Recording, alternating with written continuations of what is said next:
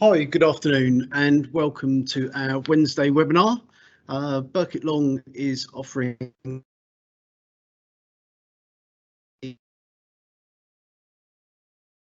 individuals, families and businesses.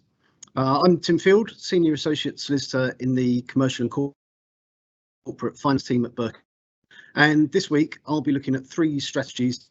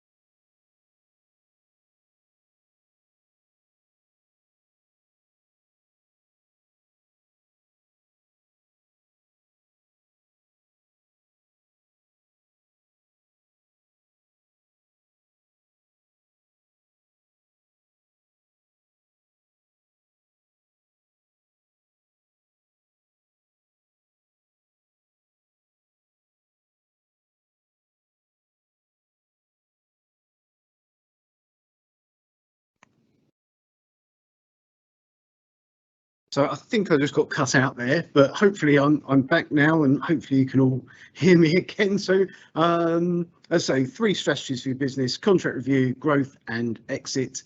We'll take some questions at the end, so make use of the Q&A facility. Being that today is May the 4th, I did hope to have some witty Star Wars lines, although perhaps I shouldn't have even thought of that given the technology problems so far. But if you have anything witty or Star Wars related that could link in with this, and just add that in the chat as well for us. But starting at the top then, let's look at contract reviews. So obviously the 3 subjects are quite vast and could really have done a whole webinar on each of the 3 subjects on their own. So we are going to be kind of skimming over, just pulling out some of the key points for you to consider. And as I say, starting with contract reviews. So I always think really the first thing to consider when reviewing your contracts or terms and conditions is to consider who it is that you're contracting with and in what forum you're making those contracts. So I'm sure that you'll all be aware, but for the avoidance of doubt, different rules apply depending on if you're contracting with a consumer or a business. And as a general rule, a consumer will receive a greater and is entitled to more protection than a business client. So at the forefront of dealing with a consumer is the notion of being fair, reasonable and transparent. So when looking at your own terms and conditions or contracts, a good starting point is to ask yourself if you feel that they are fair, reasonable and transparent. Ask yourself, would you, as a consumer, want to deal with that company? And the rationale really for providing consumers with greater protection is that they're generally considered to be in an inferior negotiating position. Businesses are considered to hold a better bargaining position when dealing with each other, and therefore less protection is granted. That's not to say that contracts with business clients can be entirely one-sided. There's a piece of legislation, the Unfair Contract Terms Act, which does still require certain elements of business-to-business contracts to be reasonable. As an example, in the case of exclusions of liability, a complete exclusion of any liability whatsoever would usually be considered to be unreasonable and therefore unenforceable. So I suppose that's that first thing, is look at your own terms and conditions, your own contracts, consider, are they reasonable? Do they do what they're meant to do? Do they serve the purpose that they're there for? If they're particularly one-sided or unfair, probably not going to stand up to scrutiny. So once we've decided who you're dealing with as a business, you're then going to need to identify how it is that you're selling your goods or services, because again, particularly in respect of consumers, this can have a significant impact upon the rights of the individual and the rules that must be applied. So as an example, goods and services purchased online are subject to far greater requirements than those purchased from a business premises. And subject to certain exceptions, items purchased by a consumer online are subject to a no-fault right to return within 14 days of goods being delivered or an order being accepted for the provision of services. A right of the consumer to change their mind, if you will. And quite often businesses think this is unfair and look for ways to get round this 14-day right of a consumer to change their mind. And there are certain steps that can be taken. But on the whole, if you're selling goods online to a consumer, then they have a right to return those goods for no reason other than the fact they no longer want them within 14 days. As I say, there are certain exceptions to that. So given the differences that we've already seen between the rights and rules of selling to consumers and businesses, as well as online or on premises, it's important to decide whether you need a collection of different terms and conditions or contracts, or whether they can all be amalgamated into one document. And there's no right or wrong answer to this, but again, thinking back, is the end document transparent, clear, fair? Is it easy to understand? If you're going to have multiple documents, do you have the right systems in place to be able to issue the right contract at the right time to the right person? And if you've got that hybrid set, does it cause any confusion or contradiction? So I suppose looking in a bit more detail at the terms and conditions, now we've sorted out who it is that we're dealing with. You should really be considering when reviewing your contracts to actually reflect what it is you do and how you do it. It's not uncommon to see terms and conditions that say that one set of process is going to be followed, but the reality is that a quite different process is followed. So make sure that the two align. It's difficult to rely upon a contract when something goes wrong if you haven't actually followed the steps that you were meant to follow in that contract yourselves. So when reviewing your contracts, consider whether the terms are suitable for your business and what you're actually doing. And it's so easy to obviously go on the internet, seek to maybe copy your biggest rival's terms and conditions, download a template from a website, but you just really need to take a lot of caution if you proceed on that basis. I mean, just because a company is your main rival doesn't mean they've got great contracts or terms and conditions. And similarly, downloading templates can be fraught with dangers. Often a lot of those websites are American based, drafting in American styles with American law, and that again can start to cause you problems as to the validity and enforceability of those terms. So if we delve a bit more into some specific areas of your contracts, I suppose one of the first matters to overcome is what's known as the battle of the forms. And so that's relevant in business to business arrangements. It's not uncommon to find that a seller will have their terms of sale and a buyer their terms of purchase. So the question then is, well, which terms will prevail? A contract is formed when, amongst other matters, an offer from one party is unequivocally accepted by the other party.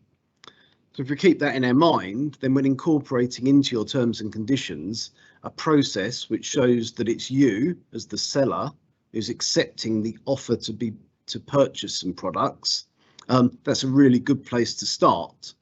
It doesn't necessarily resolve the problem, because no doubt the buyer's terms of purchase will set out the reverse. It's a really good idea, therefore, to understand if your buyer is trying to incorporate their standard terms of purchase, and if so, to seek to negotiate a bespoke contract between the parties so it's clear what the terms of the contract are, whose terms have prevailed, or if there's a bespoke contract, then exactly what it is that you're all signing up and agreeing to. So should the worst happen and there's a falling out and a claim, you know exactly what it is that you're relying upon. And I'm sure a matter that's close to lots of businesses' hearts, payment terms. Make sure that they're checked, that they're going to be of great importance. Take the time, make sure the process is correct. It's clear and evident what's going to happen in the event of non-payment. I mean, if you're selling goods, do you retain title to those goods? such that they may be recovered in the event of non-payment. If that is the case, how will you recover those goods? Is there a right of access to the premises in which they're stored? How are they being stored? Must they be kept separate and identifiable? And what happens if the goods are to be resold? Does title pass in advance of their resale? And linked to the passing of title is delivery. So where you are delivering any goods as part of the sale process, who bears the risk during that delivery process? Do you, as the seller, bear the risk if something happens to those goods in transit? So you'd have the insuring obligation whilst the goods are being delivered to the buyer, or is that a risk that the buyer should bear? And should the risk on the seller's behalf, on your behalf, finish at the point that the goods leave your premises, and then whilst they're in transit, that risk sits with the buyer? Force majeure, certainly something that's become a lot more relevant and applicable in the last couple of years. Quite a lot of contracts didn't tend to have force majeure clauses in them, and force majeure as a phrase doesn't particularly have a English legal meaning or definition. It's important, therefore, to make sure that it's quite clear what is meant by force majeure.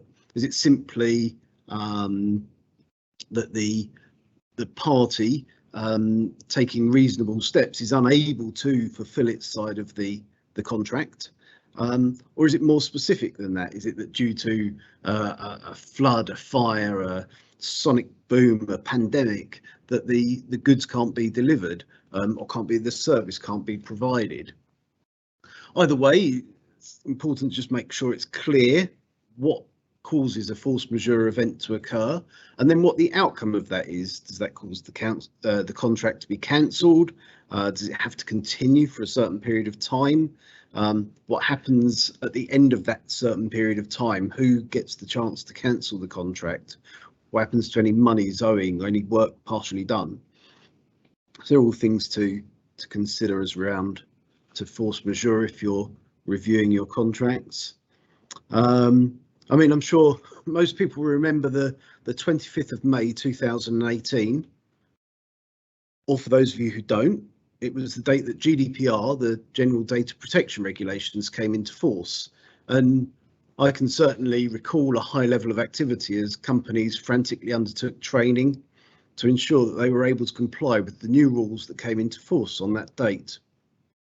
However, GDPR didn't start and stop on the 25th of May 2018, and it is an ongoing process. So for those businesses that deal with personal data, when was the last time you reviewed your privacy policy or the contracts that deal with the passing of customer information? Are you acting as a controller or a processor of data? Have you engaged any new processors? Is that reflected in your policies? And I'm sure that many businesses' data handling processes will have changed in the almost 4 years since GDPR went live. And I'd suggest that therefore reviewing your data handling procedures and contractual provisions would be prudent to ensure that you remain compliant and not at risk of those really large fines that may be awarded as a result of failure to comply with GDPR. Now you'll see that I've also listed on the screen on the slide international contracts, and for those businesses that do sell internationally, it's important to ensure that they're aware of any local laws or customs that may affect the contract. And whilst your contract may be stating that English law applies, this may be unenforceable. We've seen that consumers in England obtain certain rights when buying goods on the internet, no matter where the seller is based, and similar provisions may exist in other countries. So it's therefore really wise to take local advice when selling to other jurisdictions, or potentially limit the area in which and the territory in which you sell your goods and services. So in just sticking with international sales, it's worth just thinking about, have you adequately covered when selling abroad any import or export duties, taxes, levies, how are they dealt with in your contract? Who's going to be responsible for obtaining any clearance or paperwork, and who's going to be liable for those costs? So just the final thing in there is just a quick point on jurisdiction as well. So we've talked about selling abroad, we've talked about downloading perhaps some template documents that might refer to American law. It's just really important that if you're based in England, you're probably going to want English law to apply to your contracts and your terms, and also that the jurisdiction for any courts would be the English courts as well. So wrapping up on contract reviews, it's worth pointing out that having terms that are unfair or not compliant with the law may well mean that they're unenforceable even in a worst case scenario, and that could mean that the entire set of terms and conditions are rendered void, and that could have a significant consequence in respect of a particular dispute, but may also have a damaging impact on your business's reputation. So let's put contract reviews to one side. Hopefully we've got that sorted out, and now that gives us the opportunity to start to look to grow our business. So when we are seeking to grow your business, there are a number of different paths that you could seek to follow. Of course, selling more of the widgets that you've manufactured is an obvious route to growth, but not the only one. And depending upon your type of business, what you sell, how easy it is to reproduce, there may be alternatives to simply producing or selling more to grow your business. If it is more that you're looking to sell, there will no doubt be issues with recruiting staff to enable you to produce more of the product that you intend to sell, having the space in which to house those new staff and manufacture the additional products. And once they've been manufactured, there will also no doubt be the need to store in advance of their sale and shipping. So it could well be that in order to grow, the idea of having to finance new machinery, take on additional staff, acquire additional or new premises is too much of a risk or logistical challenge that it never gets started. So what could you do instead? I mean, one thing that we've certainly noticed over the last 2 years is that people are re-evaluating their priorities and business interests. So is there an opportunity to take on that new order book, additional staff and premises by way of an acquisition of a competitor? And of course, the benefit of growth through acquisition is that it can produce a very quick result. Immediately following completion of the purchase of the target company, you've grown your business and removed the competitor from the market. Well, this will no doubt improve your market presence, and it's likely that there'd then be a new pool of talent within the target business and some alternate ways of working and processes that you'll be able to incorporate into your existing business to help improve your efficiencies and profitability. Any duplication between the businesses could also present a future cost saving. So for example, those accounting, IT, HR and other administrative functions, you might be able to cut back and save time, leading to greater savings in the two businesses. And also potentially through operating a larger business, you would then become more attractive to other larger businesses to work with, and an element of continued growth can then be self-perpetuating. As you grow, you become more attractive to larger businesses and so on and so forth. So I appreciate acquisition won't work for every business, and it is important to remember that acquisition can come with a high cost, and borrowing may be required, which will come at a cost, along with the purchase price payable for the business itself. Integrating the new business to the existing will take time, and no doubt different systems and processes will need to be refined and reviewed to ensure that suitable integration can take place. Making sure that you clearly understand the target company, its business, clients and staff is really important to ensuring smooth integration and to help avoiding taking on a drain of resources rather than a positive business growth. So acquisition might not be right for everybody, but what else could we do? Well, we could look for a joint venture opportunity, perhaps, and this could open new doors and enable your business to grow. And joint ventures should be approached with caution, but they can open new markets, give access to resources and experience that doesn't currently sit within your own business. So a joint venture could come about in many different ways. It may well be a simple contract is used to establish the joint venture.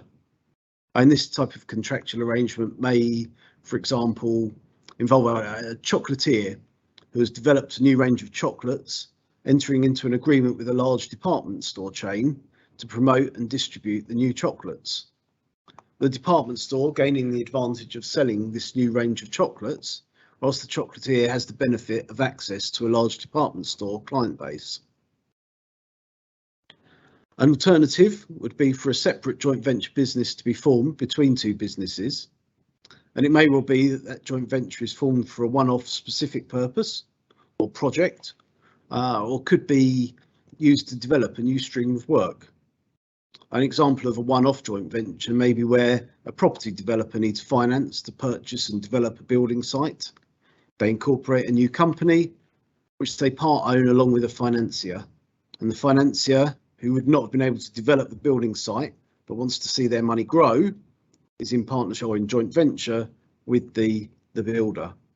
So the financier has put in the money to purchase the site and a proportion of the build cost, and the developer undertakes the work.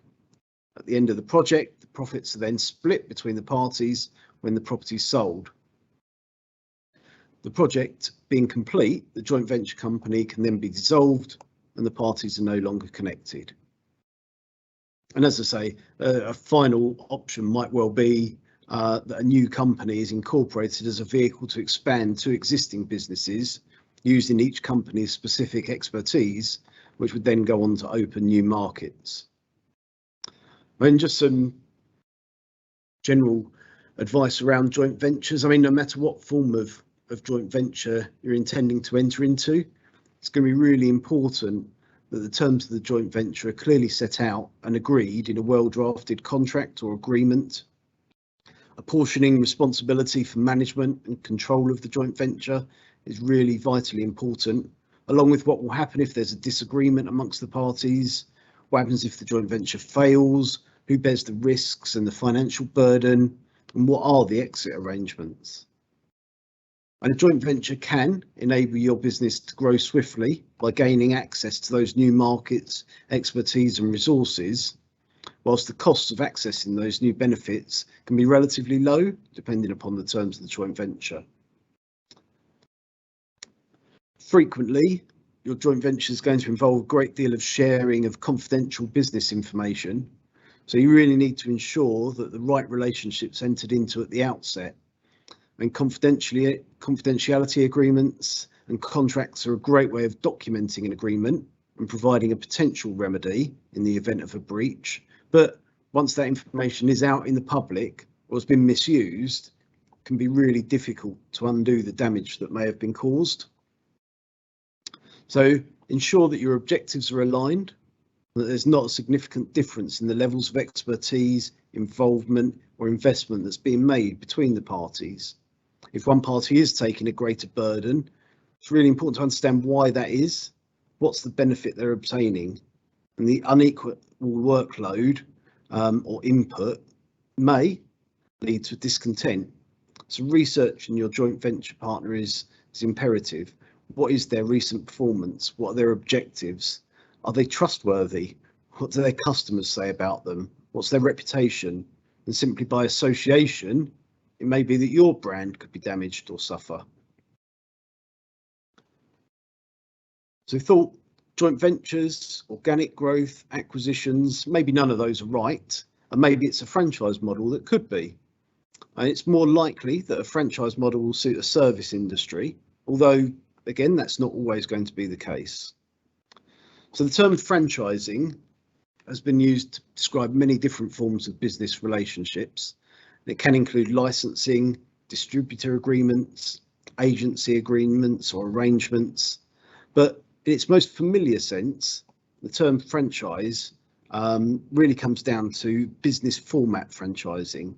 And what we mean by that is the business format franchising is the granting of a license by one person, the franchisor, to another, the franchisee. And that license is going to entitle the franchisee to trade as their own business under the brand of the franchisor, following a proven business model. It's kind of like that ready packaged, ready to go business that the franchisee takes off the shelf from the franchisor and can go away and start to run their business. So they get that package comprising all the elements necessary to establish and to run their business, with some contractual assistance and some predetermined clauses and arrangements, including how long the agreement's going to be, what the renewal options are, and all of those ways in which they can use the business information and continue the business. So I've worked with quite a number of franchise companies, and it's really great to see the way that they're able to rapidly expand through using a franchise model. You can swiftly move into new territories, and you move a proportion of that risk of expanding to the franchisees. I mean, one particular franchise that I work with, it now operates in not only the UK where it was established, but it also has outlets in Denmark, Australia, America, the Emirates, and a number of other countries alongside. So if your business has got that strong brand identity or is able to develop one and could be easily replicated and taught, franchising could be an option for you. Franchising does present problems and risks, though, to the franchisor. There can be an increasing lack of control. And when thinking about McDonald's, that particularly well-known franchise operation, it's vitally important to their business that the Big Mac served here in Colchester is identical to the one served in Newcastle. It's that level of repetition and single brand identity is what the franchisor is striving for, to continue to add value to the brand. And as the value to the brand is increased, more franchisees want to take part. You can sell more licenses and generate more revenue and more income. So it really is about tight control and management of those franchisees to ensure that you've got that cohesive brand and that it's developed and presented to the world the same time and time again. And obviously, it's more than likely that as a franchisor, you'll be sharing a high level of intellectual property with your franchisees. So ensuring that franchisees don't, therefore, come on board, obtain all the necessary training and know-how before setting up a rival business is something that needs to be considered, and how you can protect your future business interests and other people setting up and just taking that information from you. And really that comes back again to that franchise agreement, how you're going to regulate your relationship with your franchisees. And franchisee relationships are quite a technical relationship, tend to come to a lot of contractual issues and touching upon competition and law as well. So it's wise to ensure that you've got a professionally drafted agreement in place.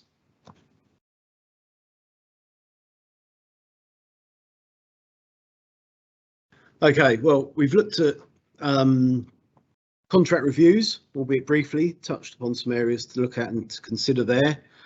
We've thought about how we might look to grow our business and develop and increase the size of our business. So it's now time to exit. And exiting a business, I always think, can be a really difficult time for owners. Frequently, they would have built the business up from its infancy, and therefore the employees and the business is an important part of their life.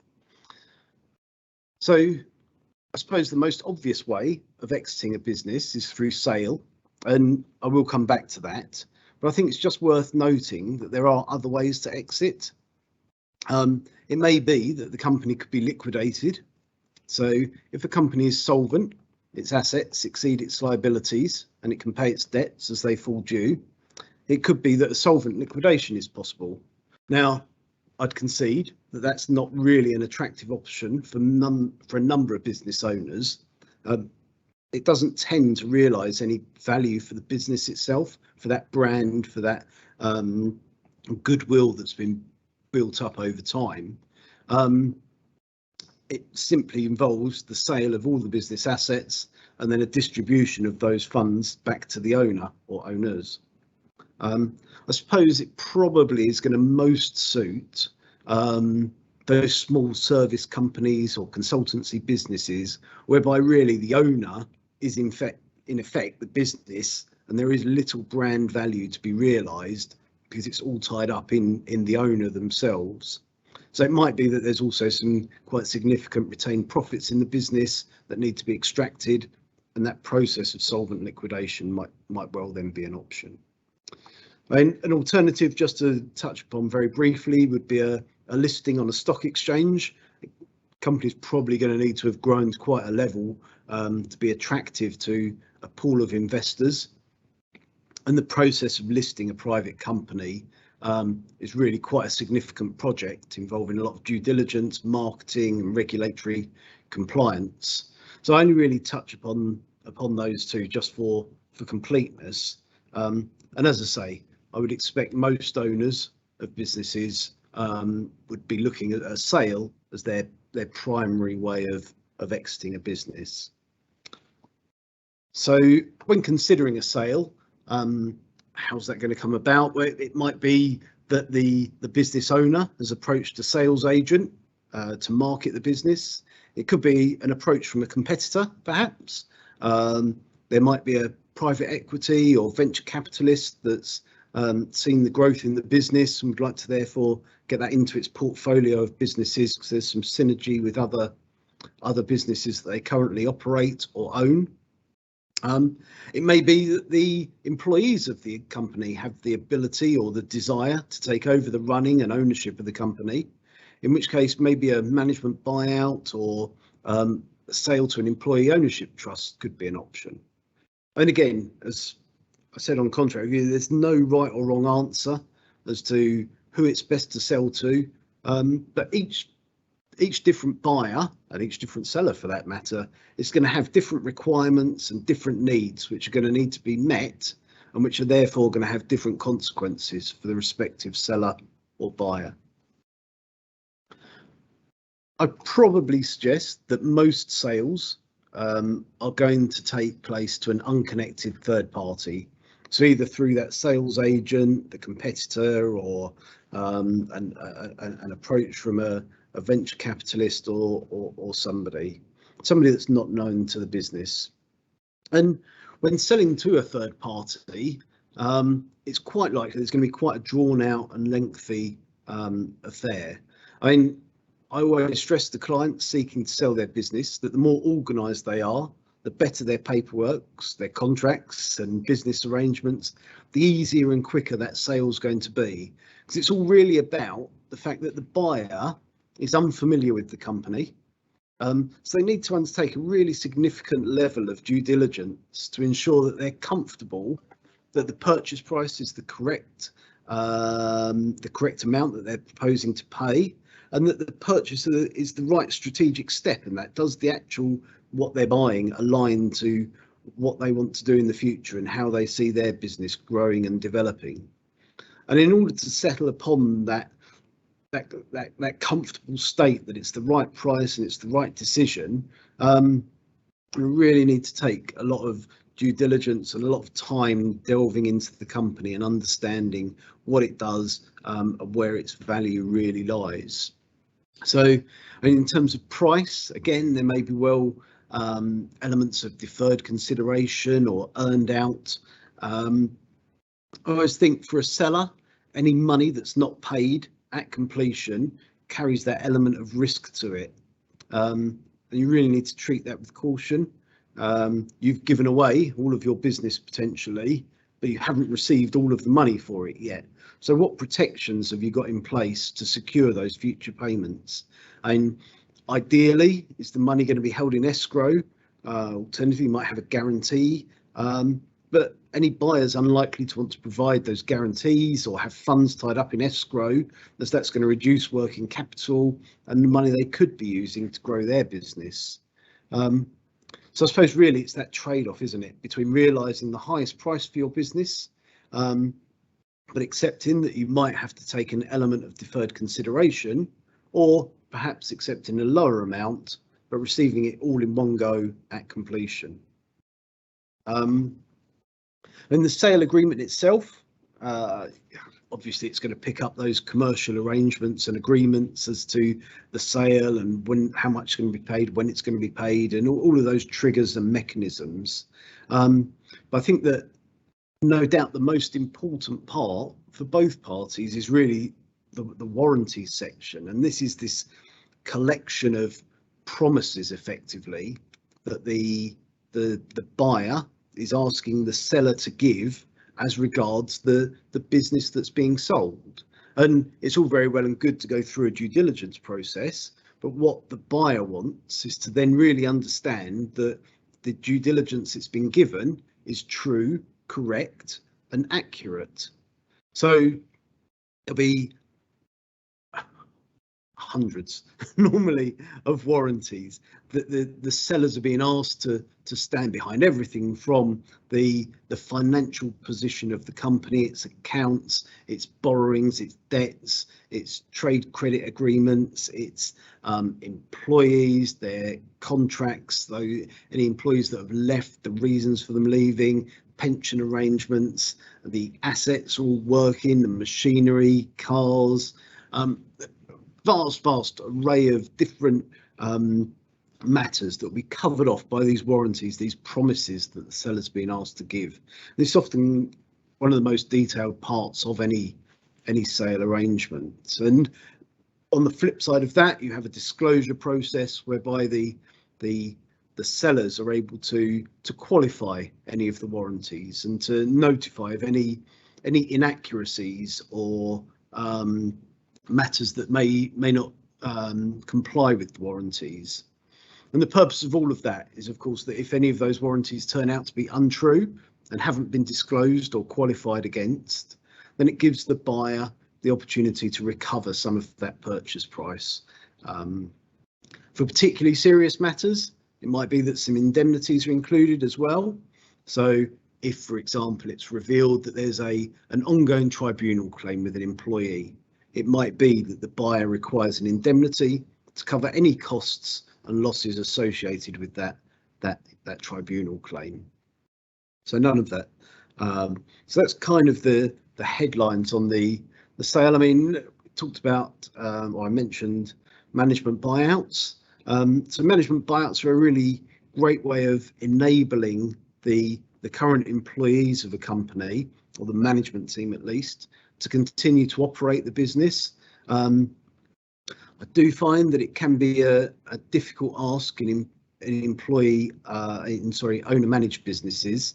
Tend to find that some owners are loath to allow the management team to grow and to develop into that stage where they can take over control of the business.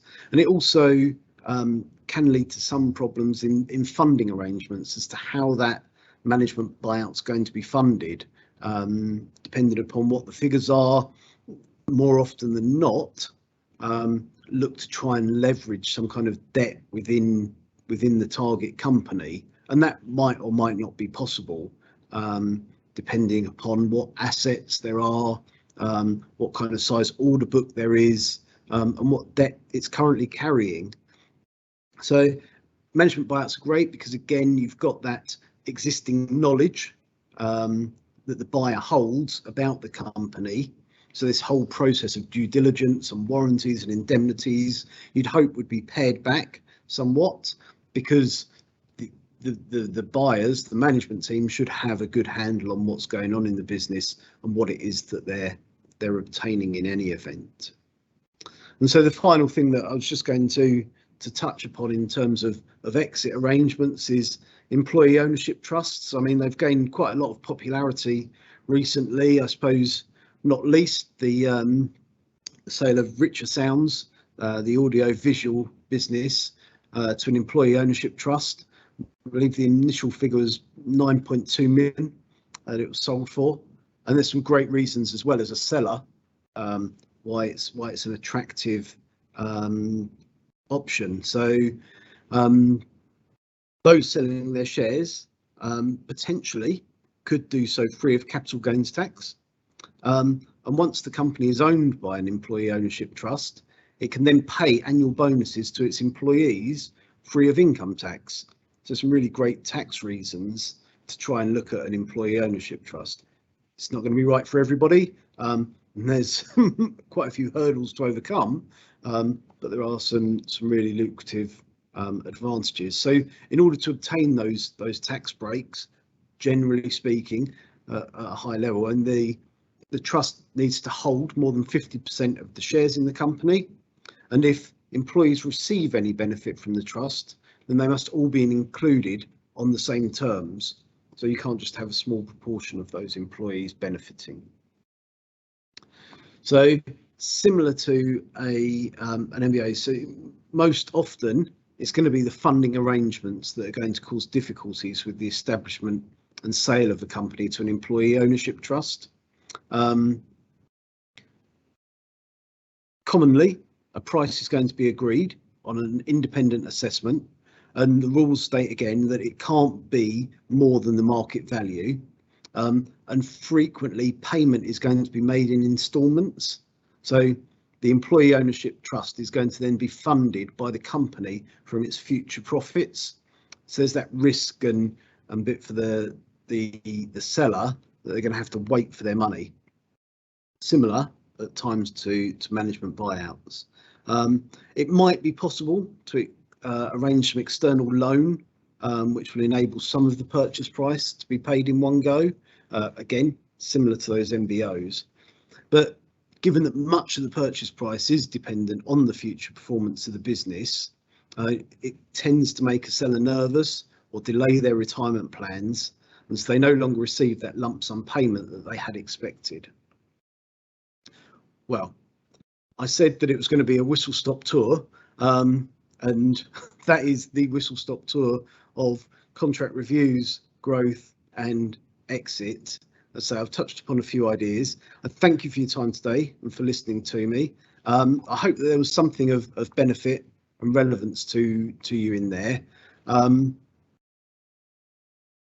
Before we take any questions, just like to say, we will be sending a recording round to everyone that signed up to today's webinar. That's going to go out tomorrow morning. We'll also include a link to a very short feedback survey, and it'd be great if you could complete it so we can make sure that our future webinars are helpful to you. I mentioned at the start that this is one of a series of Wednesday webinars, and our next Wednesday webinar is it's based on education law. So any teach or children with in education, it's going to be a guide to send law for SENCOs on the 18th of May. And if you're interested in any of our future webinars, just visit our website or our Eventbrite page to sign up. And now I think we can take some questions if we've got any. Thank you, Tim. Yeah, we had one question which has been submitted anonymously. It says, you mentioned that there are exceptions to a consumer's right to change their mind and return goods purchased online. Can you explain what these are? Yeah, so the cooling off period that consumers get, generally that won't apply if they are buying something that deteriorates quickly. So if you're buying something like flowers or food, something kind of perishable, then that 14-day right to return doesn't apply. If you're buying something like a CD or a DVD software and you break the seal on the wrapping, then that loses the right to return. Of course, anything being bought from a private individual rather than a business, that doesn't apply. And then finally, if you're buying items that have been personalised or custom made for you, there are some technical rules around there. So, for example, buying a DFS sofa, perhaps where you've got 3 different options of sizes and 3 different options of colours, that wouldn't necessarily be cast as a custom made personalised item. Whereas if you were embroidering a name on a t-shirt or something, it's more likely that would, and that would prevent those the right to return and the cooling off period. Thank you, Tim. We had one more question, which was submitted in advance, which is how long does it take to sell a company? I mean, how long it takes to sell a company is really I suppose it's one of those how long is a piece of string questions. I can think back to companies that I've sold whereby we've literally very small 20,000-30,000 pound business sales that have taken months and months, in excess of a year on occasions, whereas we've completed multi-million pound deals within a matter of weeks. I think that it's really important, the more organised and clear that the parties are as to what their intentions are, being clear in the negotiation and upfront at the start, and then the seller having a really good handle on their business, having all of the data and information and due diligence to hand. So that's going to be all of the contracts that it's got, its finance arrangements, all its employee contracts, pension arrangements, insurance details, tax affairs, any hire purchase arrangements, all of those things. All that information is to hand, it's clean, it's crisp, it's up to date. There aren't any ripples in any of it. Then more often than not, the sale's going to proceed quickly and efficiently. Where there's a lack of transparency, that's when things tend to take a lot longer to resolve.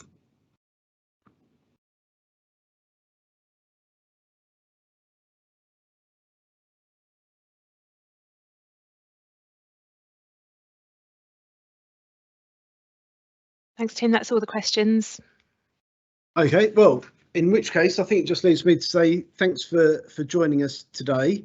My apologies if there was a problem at the start, but hopefully we overcame that all okay. We'll review any questions that we've not answered and contact anyone that we haven't had time to respond to. And so I suppose it just leaves me to say, may the 4th be with you and good evening.